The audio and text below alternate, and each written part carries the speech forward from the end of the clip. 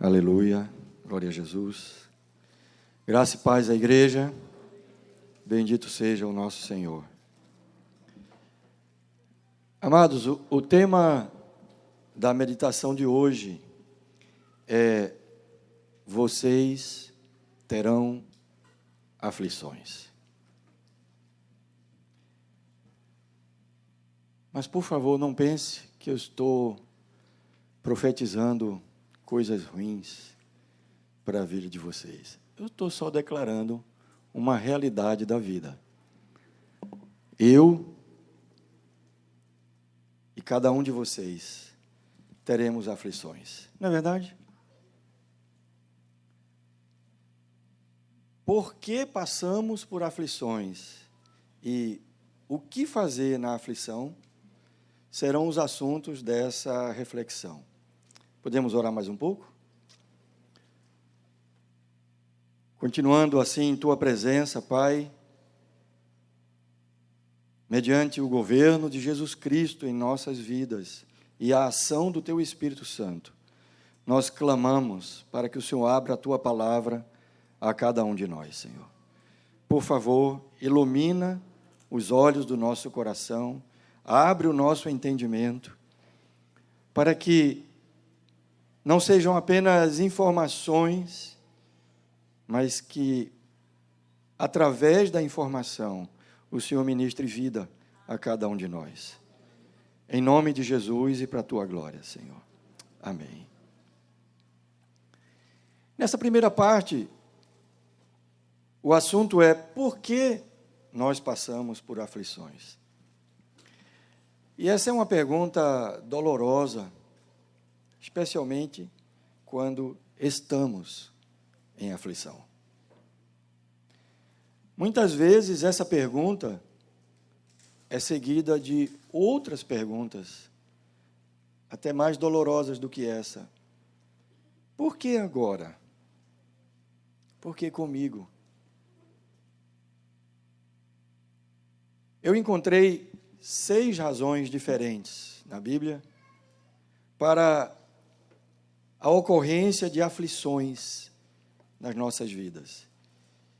E a primeira dessas razões é a raiz, é o fundamento de todas as outras razões. A primeira delas é o fundamento, é a causa primária de todas as outras razões. Então, vamos a ela. A primeira razão pela qual nós passamos por aflições nesse mundo é que neste mundo nós teremos aflições. E não fui eu que disse isso. João 6:33, a parte do meio do versículo, está escrito aí: neste mundo vocês terão aflições. E quem disse foi Jesus.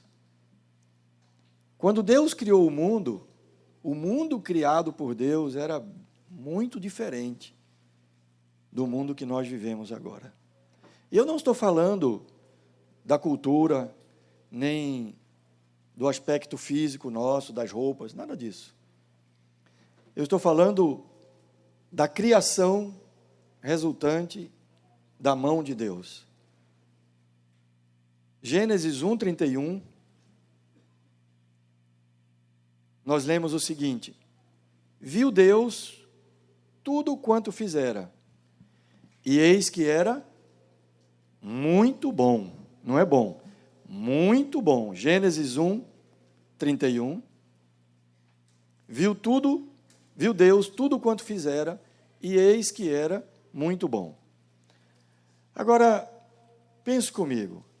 Tente imaginar Deus como auditor da sua própria obra, examinando cada detalhe da criação e, finalmente, concluindo: tudo é muito bom.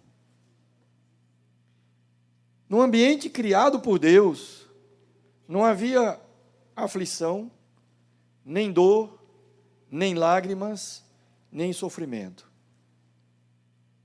Eu vou repetir. No mundo criado por Deus, não havia aflição, não havia dor, nem lágrimas, nem sofrimento. Havia comunhão íntima entre Adão e Deus. E, consequentemente, havia paz em Adão, havia harmonia entre Adão e Eva, e havia harmonia deles dois com a natureza de Deus. Por isso que Deus disse que era tudo muito bom. Aquele foi o projeto de Deus. Mas o mundo atual, que não é aquele, está debaixo do domínio e da influência do diabo. Originalmente, a autoridade da terra foi dada por Deus a Adão. Vocês lembram?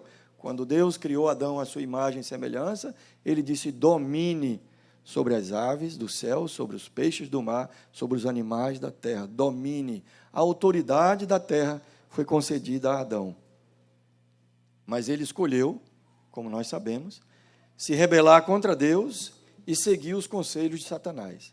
Quando ele fez isso, a autoridade da terra imediatamente saiu de Adão e foi para Foi para quem? Para o diabo. Não foi Deus que fez isso, foi o homem.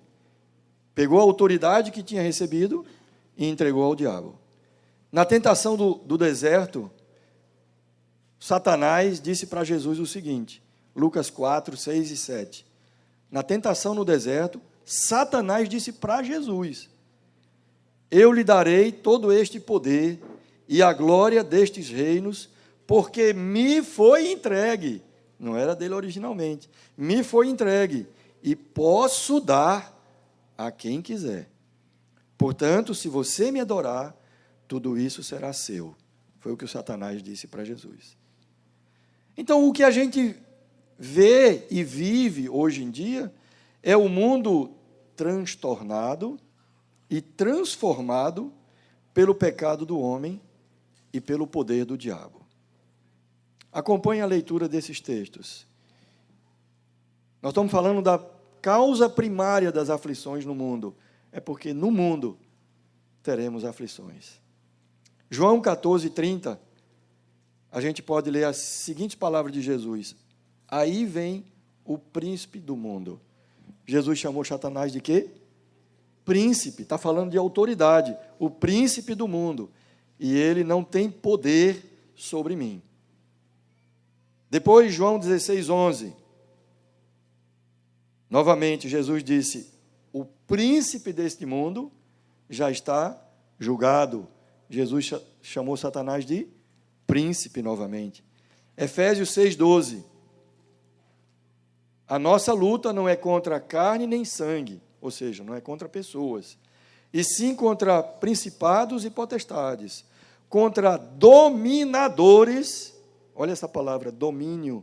Dominadores deste mundo tenebroso, contra as forças espirituais do mal, ou seja, nossa luta não é contra pessoas, mas contra demônios, seres espirituais da maldade.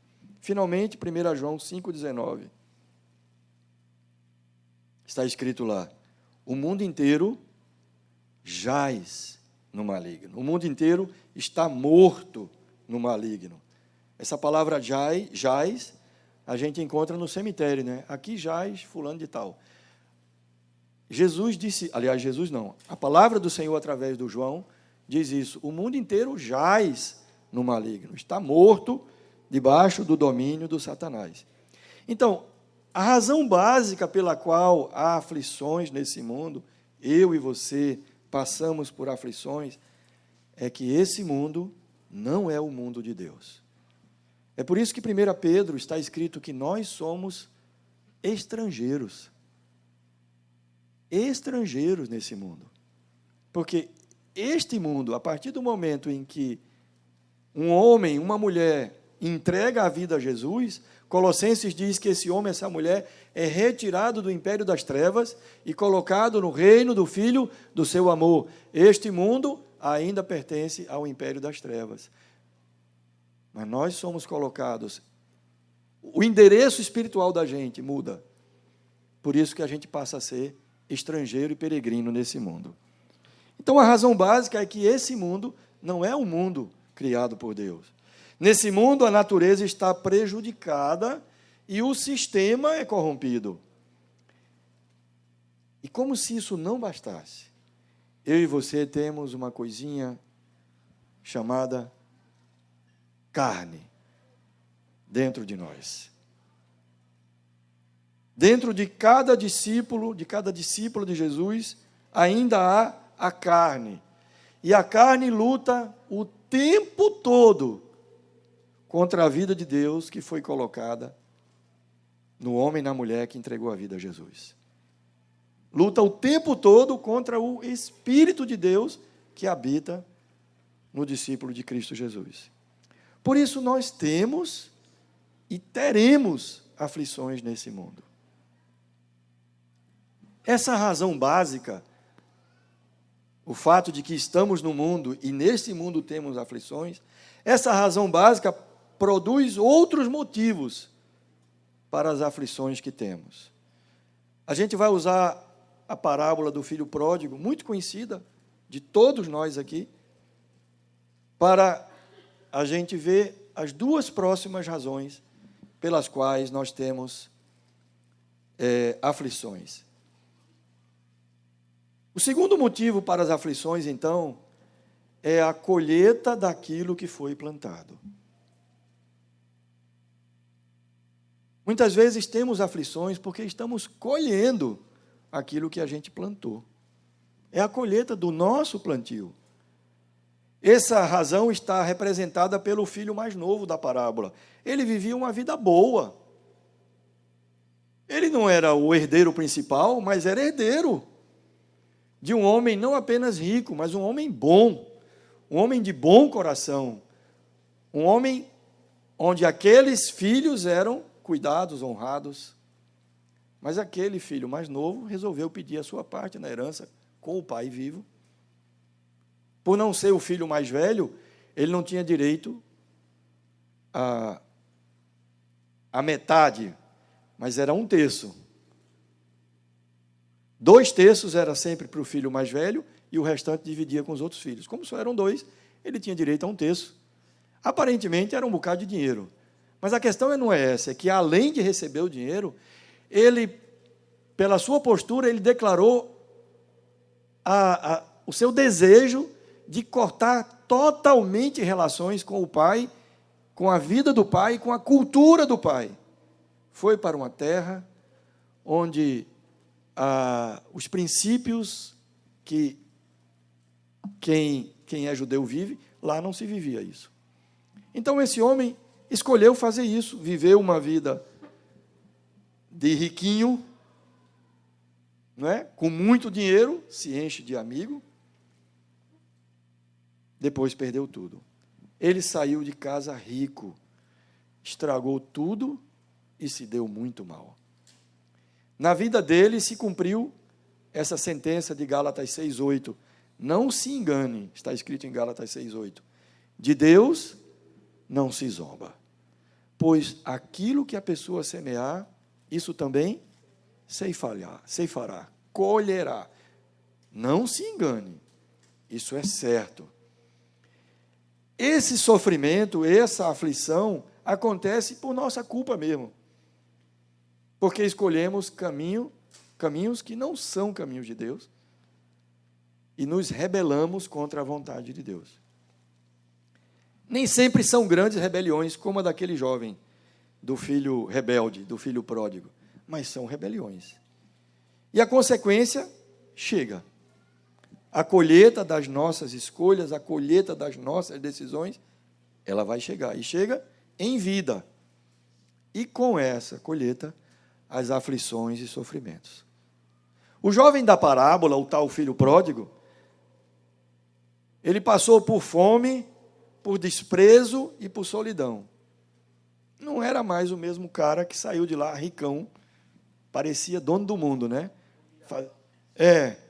Humilhado, voltou humilhado. Passou por humilhação no lugar, mas nem parecia aquele cara que saiu da casa do pai assim, olhou e disse, agora o mundo é meu. A colheita chegou. Pode ser que alguns de nós estejamos em situação semelhante, colhendo sofrimento, porque fomos desobedientes a Deus. A terceira razão para haver aflições O terceiro motivo pelo qual passamos por aflições é para revelar para nós o nosso coração. Isso é representado na parábola pelo filho mais velho, aquele que ficou em casa. Ele era um bom filho, entre aspas. Trabalhador, obediente, fiel, herdeiro. Mas o seu coração estava cheio de justiça própria. Para aquele jovem, foi inaceitável a misericórdia e a compaixão do seu pai para com o seu irmão quando esse voltou para casa. E o texto diz que ele se indignou, e por conta da indignação veio a aflição dele. Vamos ler isso, Lucas 15, 25 a 28. A razão básica pela qual passamos por sofrimentos é porque estamos no mundo. E nesse mundo, que não é o mundo de Deus, temos aflições. A segunda possibilidade, derivada dessa, é a colheita do plantio equivocado, do plantio errado, do plantio desobediente ou independente de Deus. O terceiro motivo para revelar o nosso coração para nós mesmos. Lucas 15, de 25 a 28, fala da postura do filho mais velho, quando voltou para casa e viu o que estava acontecendo. Ora, o filho mais velho estava no campo. Quando voltava, ao aproximar-se da casa, ouviu a música e as danças. Chamou um dos empregados e perguntou o que era aquilo. E ele informou: o seu irmão voltou, e por tê-lo recuperado com saúde, o seu pai mandou matar o bezerro gordo. Dá a entender que havia um bezerro lá que estava sendo engordado para um dia especial. E foi para o irmão dele. O filho mais velho se indignou e não queria entrar. Saindo, porém, o pai procurava convencê-lo a entrar. A indignação daquele jovem revelou o coração dele, mostrando que, embora tenha ficado em casa, ele também era um filho perdido. Perdido dentro de casa. Assim como o irmão dele, que saiu. Dentro de casa, próximo do pai, mas estava igual ao irmão, perdido. Observe o que ele disse ao pai no versículo 29. Há tantos anos que te sirvo, sem jamais transgredir uma ordem tua. Essa palavra te sirvo é muito importante. Essa palavra traduzida no português por sirvo, pelo verbo sirvo, é no original grego, doulevo. Doulevo. E essa palavra tem dois significados: ser obediente e ser escravo. A obediência do filho mais velho, daquele jovem, não era movida por amor e consideração ao seu pai. Não era movido por gratidão, porque usufruía da presença do pai, do cuidado e da bondade. Ao contrário, era uma obediência de quem se vê obrigado como um escravo, e não uma obediência de quem ama. Na sua vida, na vida dele, o caminho mau que estava oculto era uma atitude interior. A do irmão foi uma atitude, que todos viram. Todos viram. A dele estava ali. Só no dia da aflição que ficou claro. Provavelmente ele não tinha ainda expressado como ação exterior nada que indicasse aquilo que estava no coração dele. Até que a provação chegou e o coração dele foi revelado. Amados, há coisas muito prejudiciais que podem estar ocultas no nosso coração. Por isso, Deus, às vezes, permite provas e aflições para que possamos conhecer essas coisas e mudar de atitude. Davi escreveu assim, Salmo 139, 23 e 24. Mais do que escreveu, foi uma oração de Davi. Sonda-me e conhece o meu coração. Prova-me e conhece os meus pensamentos. Vê se há em mim algum caminho mau. É claro que havia caminho mau em Davi, como há em mim e há em você. Vê se há em mim algum caminho mau e me guia pelo caminho eterno. O propósito de ter o caminho mau revelado é poder ser consertado. Amém? Não é morrer no caminho mau, é ser guiado pelo caminho de Deus. É poder consertar-se na presença de Deus. Outro salmista escreveu também algo mais contundente do que Davi. Salmo 119, 67, o salmista escreveu: antes de ser afligido, eu andava errado, mas agora guardo a tua palavra. Antes de ser afligido, eu andava errado, mas agora guardo a tua palavra. Quem aqui já experimentou passar por aflições e compreender que estava no caminho errado para poder ser consertado? Eu já. Eu já fui corrigido pelo Senhor algumas vezes. Almira, duas mãos, dois pés também. Todos os dedos, né? Sim, havia caminhos maus, e certamente há. Há ainda. Antes de ser corrigido, eu andava errado, mas agora guardo a tua palavra. Então, vale a pena perguntar ao nosso Pai nas aflições: se você está vivendo um tempo de aflições, seja um tempo grande ou pequeno, seja aflição doída ou suportável, vale a pena perguntar ao Pai: há algum caminho mau em mim? Amém? Há mais ou menos um mês atrás, eu tive uma infecção urinária. Eu não lembro de já ter tido antes isso. Talvez uma vez antes. Mas, quem já teve, eu sei que as irmãs são mais propensas a ter isso do que os homens, sabe como é cabuloso esse negócio, como é chato, como arde, como dói. E ali no meio daquela aflição, eu perguntei ao Senhor: Senhor, eu estou sendo disciplinado? O Senhor está querendo... O Senhor está querendo, não. O Senhor está pesando a mão sobre mim, por alguma razão? Estava. Antes de ser afligido, eu andava errado, mas agora guardo a tua palavra. A quarta razão para aflições é cooperar com o nosso amadurecimento. Nós temos aflições, Deus permite algumas vezes em nossas vidas, para cooperar com o nosso amadurecimento. Sofrer para amadurecer é uma coisa estranha, né? Mas quem tem filho pequeno sabe que às vezes eles pedem. Não é verdade? Eles pedem: por favor, mamãe, por favor, papai, eu estou precisando desesperadamente ser corrigido. Está tudo desarrumado aqui dentro, eu estou precisando ser corrigido. Sofrer para amadurecer. É um pouco desconcertante isso, mas observe o que está escrito a respeito de Jesus. Jesus, em Hebreus 5, 8 e 9. Se pensar em sofrer, você sofrer para amadurecer, é desconcertante, fique mais desconcertado ainda. Porque Hebreus 5, 8 e 9 diz assim: embora fosse filho, aprendeu a obediência pelas coisas que sofreu. E tendo sido aperfeiçoado, tornou-se autor da salvação eterna para todos os que lhe obedecem.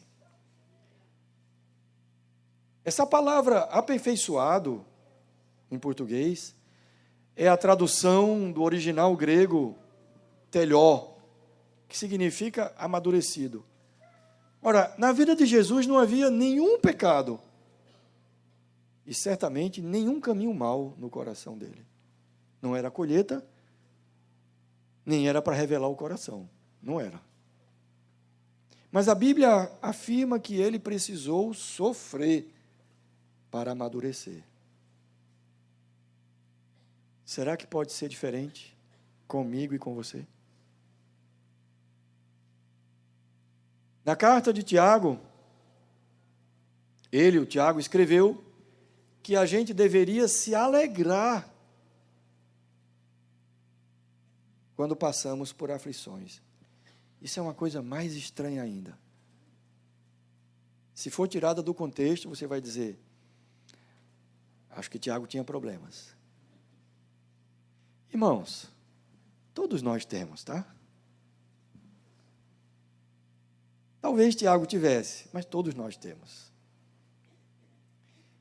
Alguém disse certa vez, não está na Bíblia, de perto, todo mundo é meio doido.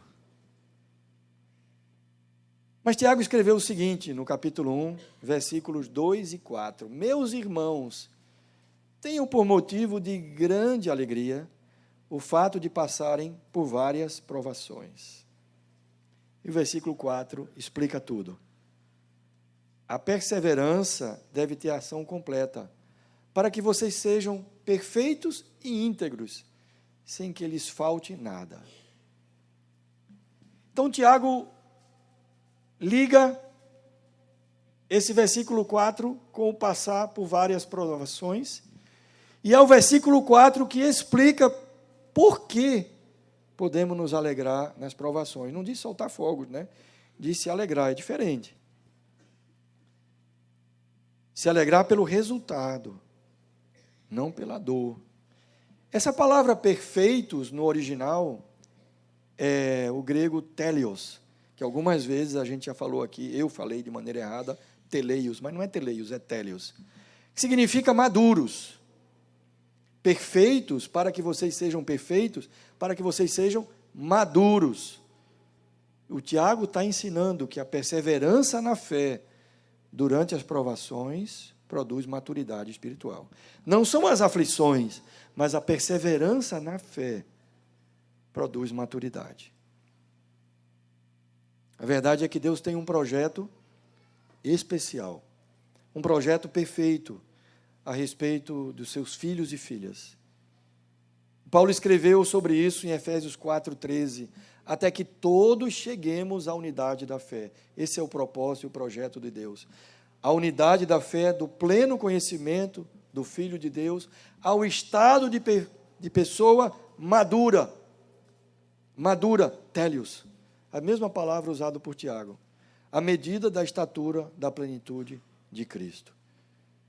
Deus nos chama para Ele, não para nos dar uma vida boa nesse mundo, mas para nos fazer amadurecidos e mais parecidos no caráter com o seu Filho Jesus. Amém? A gente não vai soltar fogos nem dar gargalhada nas provações, mas considere que algo de bom, algo de perfeito está sendo formado, forjado no seu caráter durante as provações. Eu posso ouvir um amém? Amém. A quinta razão para as aflições são as perseguições por causa da fé. Os profetas do Antigo Testamento e muitos irmãos da igreja primitiva experimentaram isso na vida deles, conheceram bem o que é ser perseguido por causa da fé. Na história da igreja sempre houve esse tipo de perseguição. Nossos dias não são diferentes. Há poucos anos atrás, o Estado Islâmico degolou cristãos na Síria e no Iraque. E filmou e publicou essas execuções. Publicou na internet. Agora, é importante considerar o seguinte. No nosso caso, que moramos aqui no Brasil, a gente só pode afirmar que uma aflição na vida da gente é o resultado de perseguição por causa da fé. A gente só pode afirmar isso aqui, no nosso país, se todas as outras possibilidades puderem ser excluídas. Eu conheci pessoas que se diziam perseguidas pelos seus chefes porque eram discípulos, porque eram cristãos, perseguidas por causa da fé. Na verdade, essas pessoas não eram perseguidas, elas eram apenas maus profissionais. Não estavam sendo perseguidas. Mas esse é o quinto motivo. No nosso país, você só pode dizer que está sendo perseguido por causa da fé, que a razão da sua aflição é a sua fé, se todas as outras causas puderem ser excluídas. O sexto e último motivo para haver, de acordo com a palavra de Deus, motivo para haver aflição em nossas vidas é para manifestar a glória e o poder de Deus. Medite nessas situações. Um cego de nascença passa a ver. Um leproso é limpo da sua lepra. Um aleijado pega o seu leito, se levanta, pega o seu leito e anda. Uma mulher com hemorragia há 12 anos tem essa hemorragia estancada instantaneamente, só por tocar na veste de Jesus. Um homem é ressuscitado depois de estar morto e enterrado há 4 dias. Centenas ou milhares de situações semelhantes a esta são apresentadas na palavra. Como é que estavam essas pessoas? Vamos pensar um pouquinho só.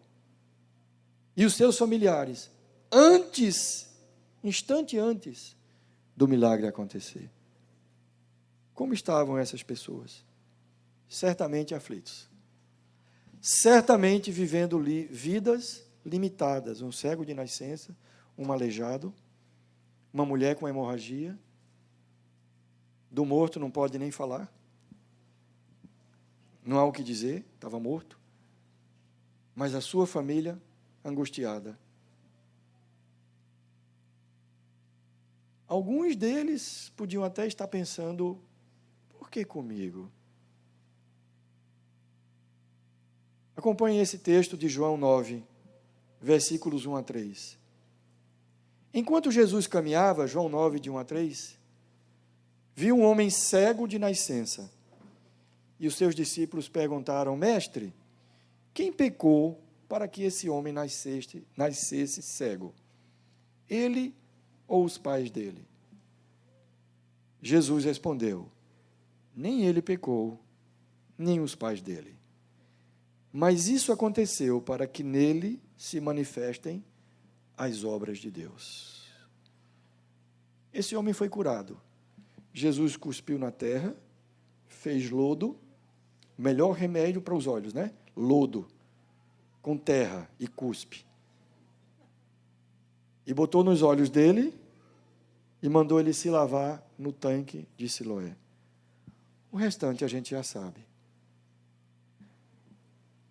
Aí talvez passe pela sua cabeça algo do tipo, por que ele não foi curado antes? Ele era cego de nascença, nessa altura já era adulto. Por que não foi curado antes? Essa é uma pergunta tola. Porque a gente só pergunta isso porque não é conosco. Será que isso importava para aquele homem agora?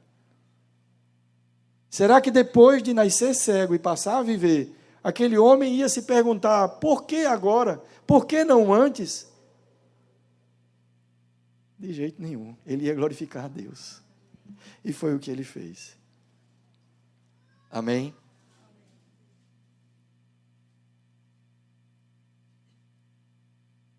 Tem o slide aí? Para resumir essas 6, e aí a gente entra na parte final. Acompanhe.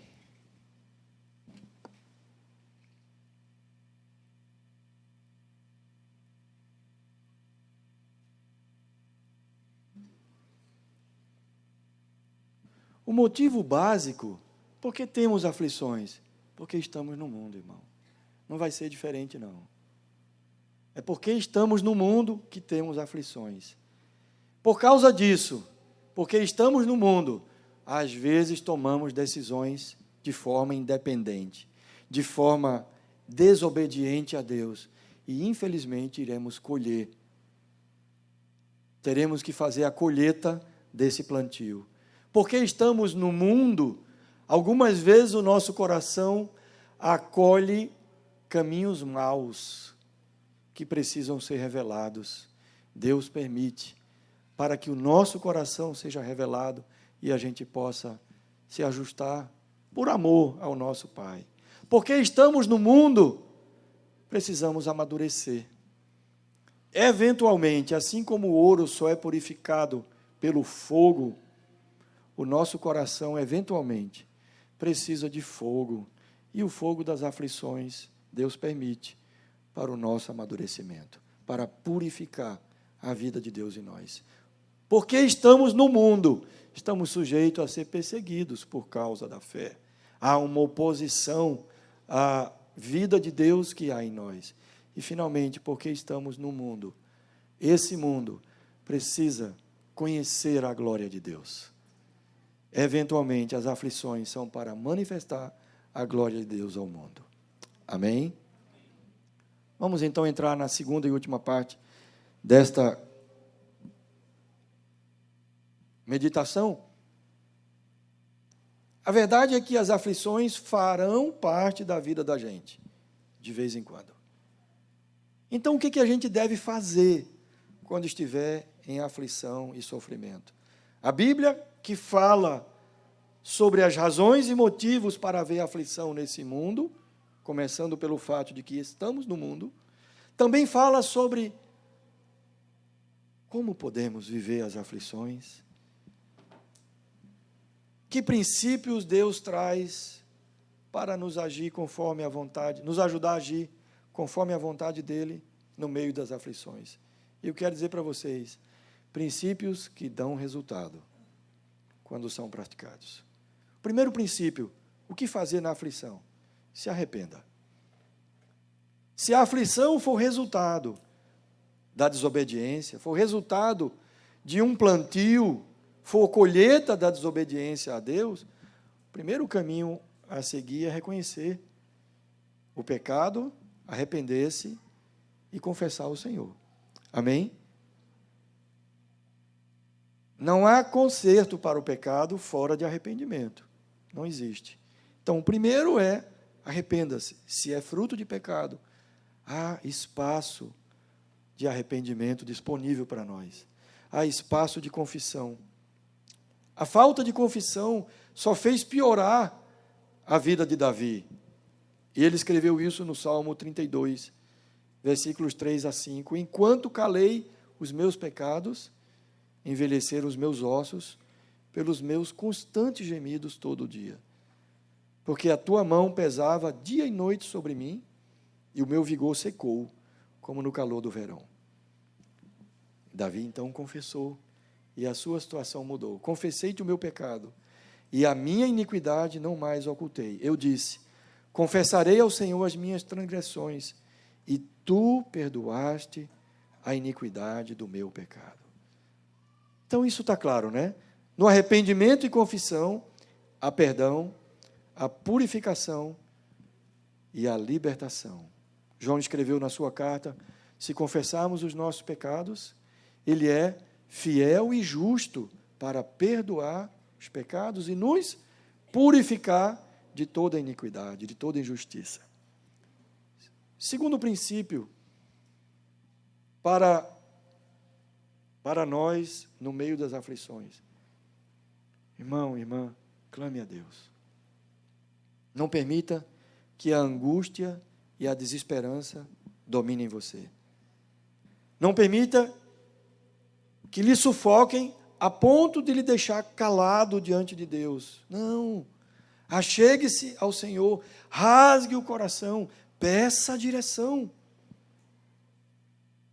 Ouça com atenção a voz desse coração aflito, como se portou diante de Deus. Salmo 27, versículo 7.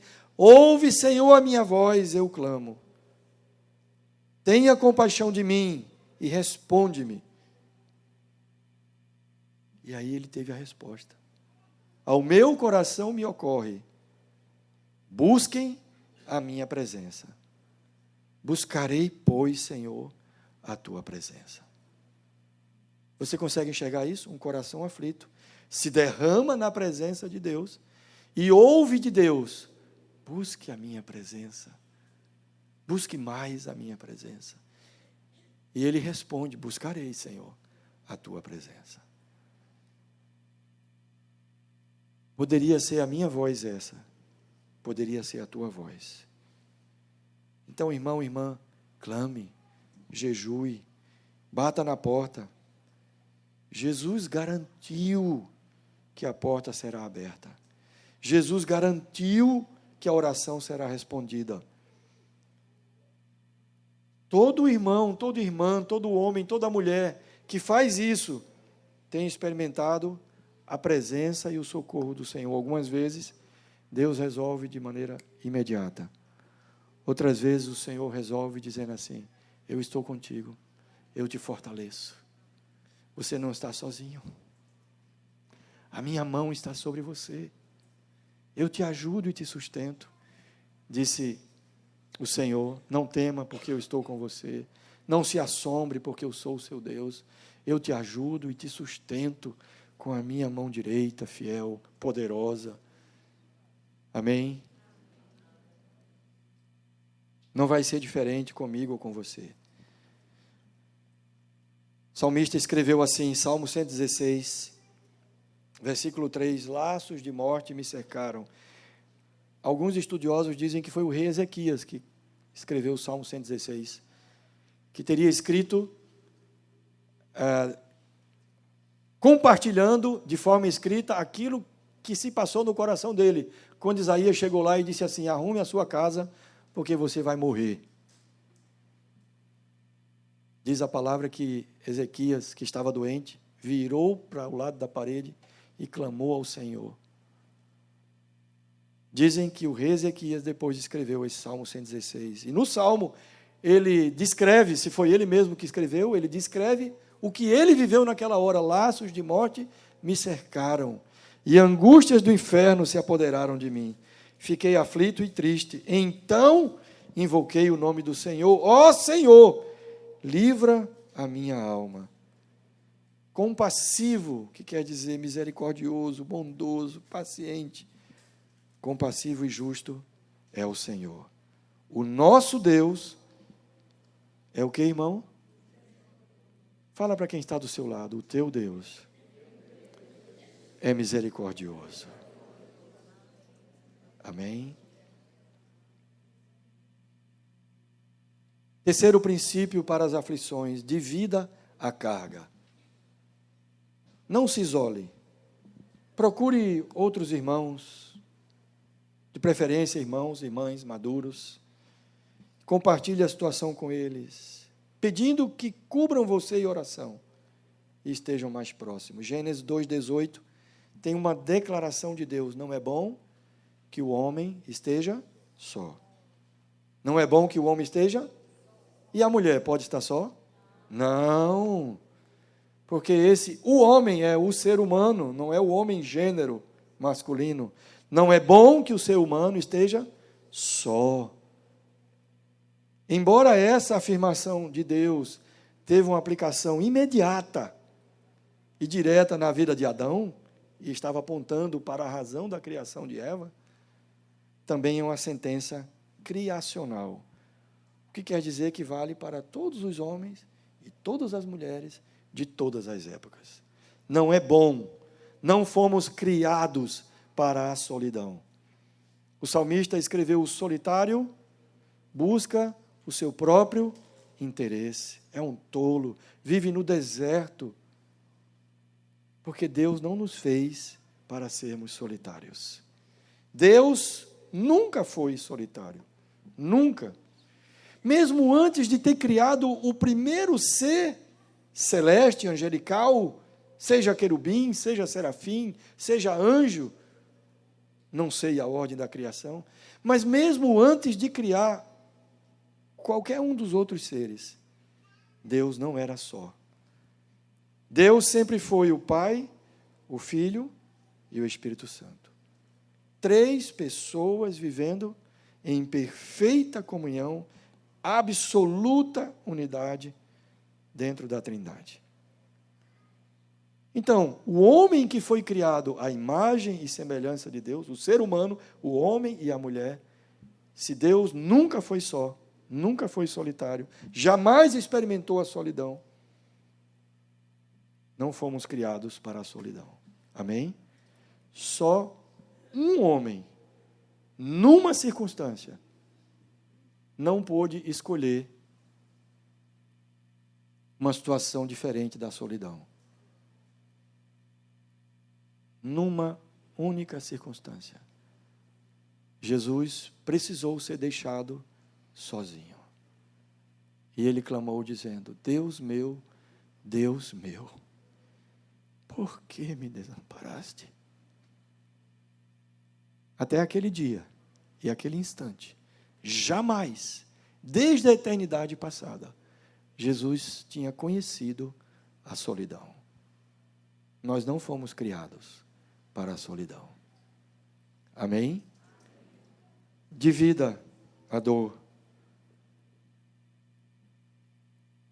Lembre-se de Jesus no Getsêmani.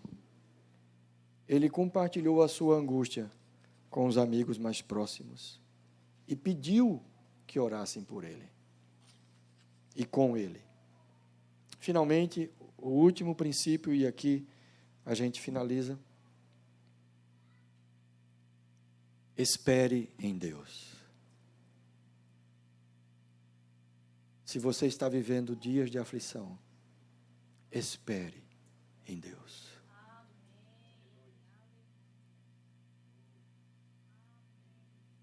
Se você está vivendo dias de aflição, e a sua aflição é resultado de desobediência, se arrependa, conserte, confesse.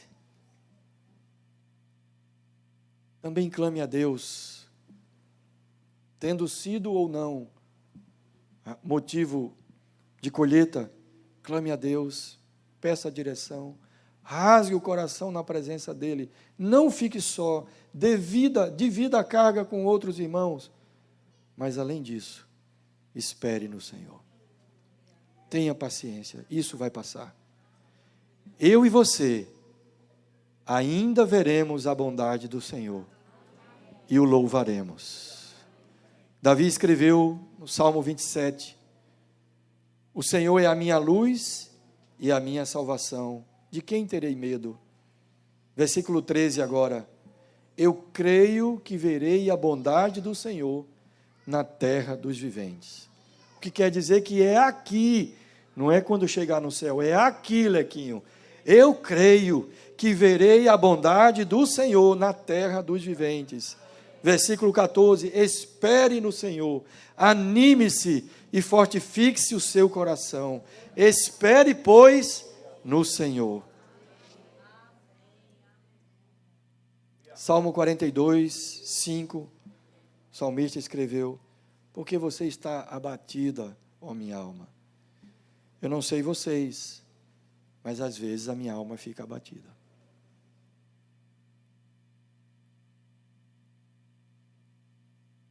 Nós temos acesso ao Todo-Poderoso, ao Deus Criador, ao nosso Pai. Podemos, junto com toda essa tralha, ir na presença dEle. Aquele que está feliz, cante louvores. Mas se está angustiado, faça oração, escreveu Tiago.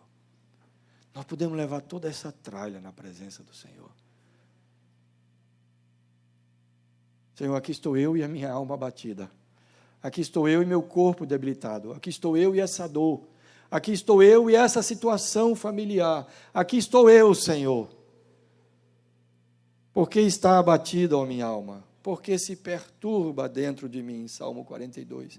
Espere em Deus, pois ainda o louvarei. A Ele, meu auxílio e meu Deus, e Deus meu.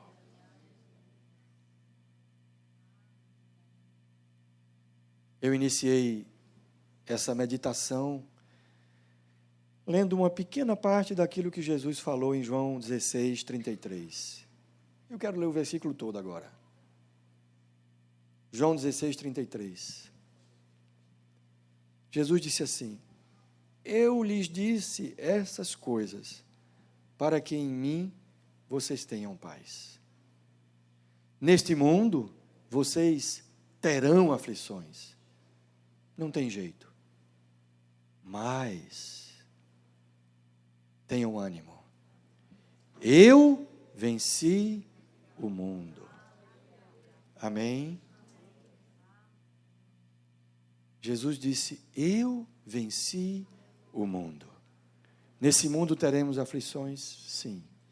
Por todos aqueles motivos que a gente viu, nós teremos aflições, sim. Ou até podemos estar tendo aflições. Mas Jesus disse: eu venci o mundo. Ele venceu o mundo. Ele destronou o diabo. Se antes era príncipe, agora já está julgado. Já está julgado. Já está julgado. O fim já está determinado. A maneira já está feita. Já foi julgado. O príncipe desse mundo já foi destronado. Estamos vendo os seus movimentos de angústia, de desespero, porque ele sabe que foi destronado. Ele sabe que não tem mais nenhum poder sobre os filhos de Deus nessa terra. Ele sabe disso. Às vezes a gente esquece, mas ele sabe que não tem nenhum poder. Assim como Jesus disse: aí vem o príncipe desse mundo, e ele não tem nada em mim. Não há mais nenhum poder ou autoridade dele em mim. Nunca teve, não tem, jamais terá. Mas Cristo em nós é a esperança da glória. Para quem está em Cristo, Satanás não tem mais nenhum poder.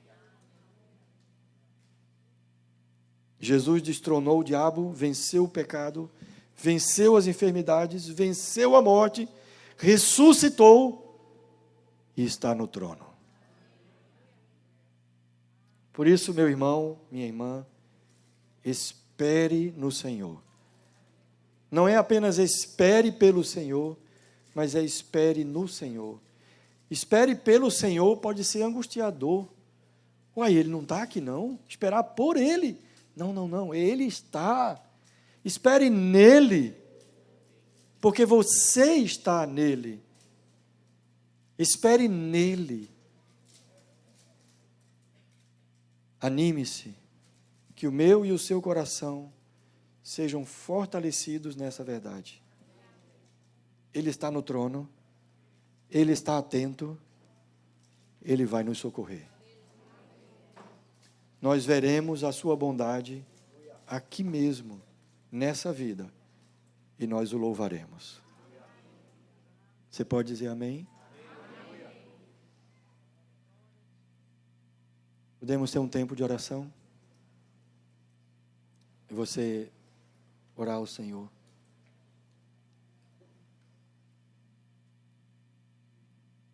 Espere no Senhor. Anime-se. Fortifique-se o seu coração. Naquele que é o meu e o seu auxílio e nosso Deus. A nossa rocha de segurança.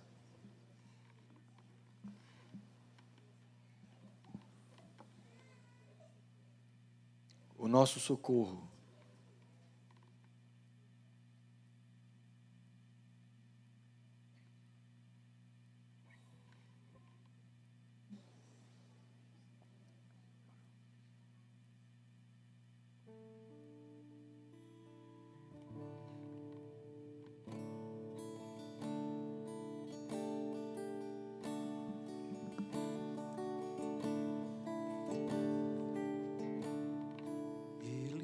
Tinha qualquer beleza ou majestade para nos atrair. Nada havia em sua aparência para o desejar. O mais rejeitado dentre assim carregou nossas dores, o seu castigo nos traz paz, e a esperança não se esvai. A oferta pela culpa ele ofereceu, para satisfazer o Criador. Ele morreu para que a sua luz nós pudesse brilhar.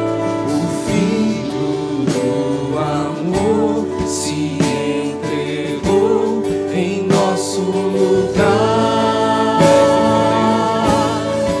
És o Cordeiro que pelos nossos pecados foi esmagado, sem dizer uma só palavra. Se entregou aos cravos, derramou sua vida até a morte, provando a ira amarga, a luz da sua doce graça e nos fazer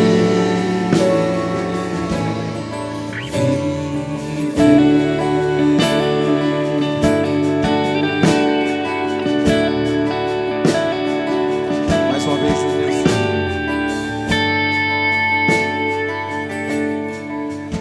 Ele não tinha qualquer beleza ou majestade para nos atrair.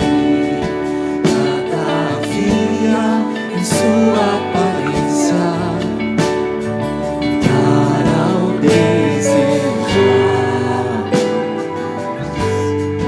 mas rejeitado entre os homens, ainda assim carregou nossas dores. O seu castigo nos traz paz, e a esperança não se esvai. Vamos ficar em pé, irmãos. A oferta pela culpa ele ofereceu, para satisfazer o Criador. Ele morreu para que a sua luz em nós pudesse brilhar. O Filho do amor se entregou em nosso lugar. És o Cordeiro que pelos nossos pecados foi esmagado, sem dizer uma só palavra. Se entregou aos cravos, derramou sua vida até a morte, provando a ira amarga, a luz da sua doce graça e nos fazer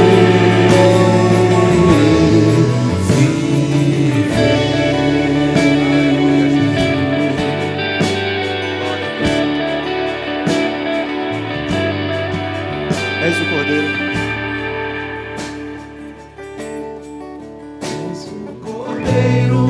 que pelos nossos pecados Diga isso ao Senhor. foi esmagado. Se você está vivendo dias de aflições, diga isso ao Senhor, porque Ele conheceu a aflição. Se entregou aos cravos, derramou sua vida até a morte, provando a ira amarga, a luz da sua doce graça e nos fazer